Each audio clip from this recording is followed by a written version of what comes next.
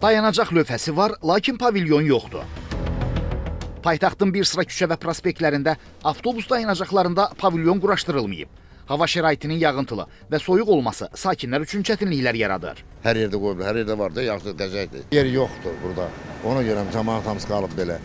Vaxtilə olub dayanacaq hamısı ləğv olub gedibdir.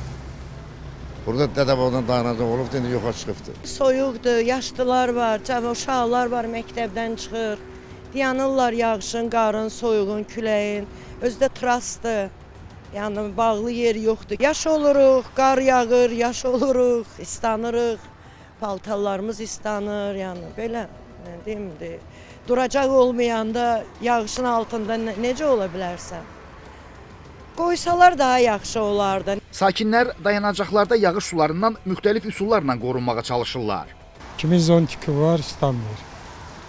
Kimin də yoxdur, islanır. Ağacın altında da giriyor cəmaət.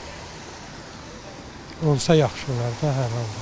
Maşınlar dayanır burada, sığınırıq maşınların yanında dayanırıq ki, külək vurmasın, yağış vurmasın. Dururlar elə mağazin daldığında dururlar elə yağış yağanda.